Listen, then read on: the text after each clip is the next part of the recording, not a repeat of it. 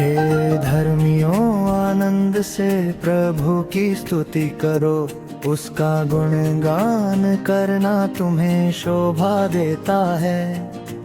वाद बजाकर उसका धन्यवाद करो, सुरों के साथ उसके नाम का गीत गाओ।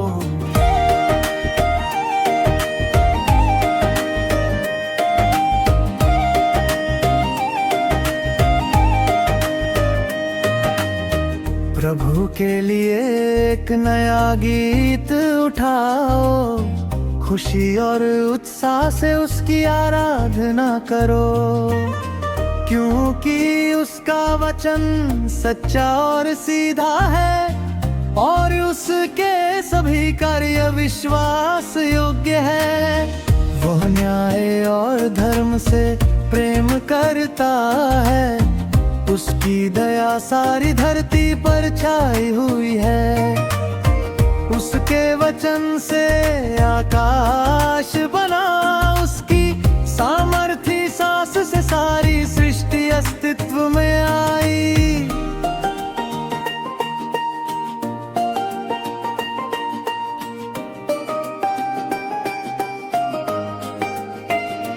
वो समुद्र के जल को अपनी सीमा में रखता है और गहरे सागरों को अपने भंडार में संभालता है। सारी पृथ्वी के लोग प्रभु का आदर करें, हर मनुष्य उसके सामने श्रद्धा से झुके। उसने कहा और सब कुछ बन गया, उसने आज्ञा दी और सब कुछ अस्तित्व में आया। वो राष्ट्रों की गलत योजनाओं को रोक देता है, हर मनुष्य उसकी व्यर्थ कल्पनाओं को निष्फल कर देता है।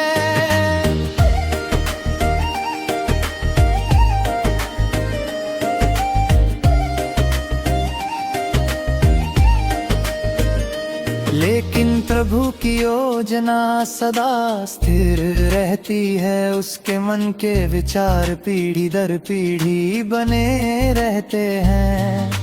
धन्य है वो राष्ट्र जिसका परमेश्वर प्रभु है, धन्य है वे लोग जिन्हें उसने अपने लिए चुना है। प्रभु स्वर्ग से सबको देखता है, उसकी दृष्टि प्रत्येक मनुष्य पर रहती है।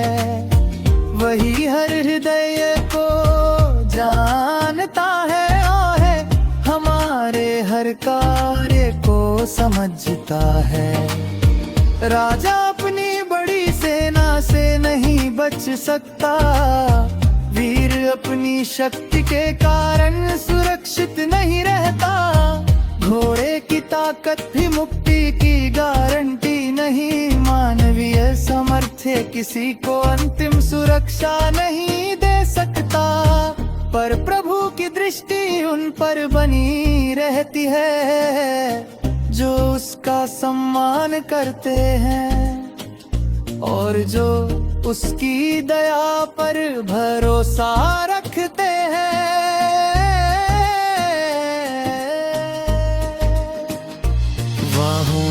संकट और मृत्यु से बचाता है और कठिन समय में उनका जीवन संभालता है। हम प्रभु की ओर आशा लगाए रहते हैं, वही हमारा सहायक और हमारी ढाल है। उसके कारण हमारा हृदय आनंदित होता है, क्योंकि हमने उसके पवित्र नाम पर विश्वास रखा है।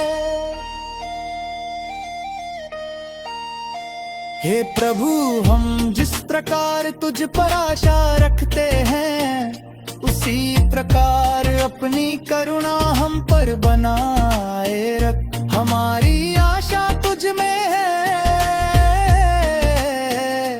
और हमारा भरोसा केवल तुझ पर है।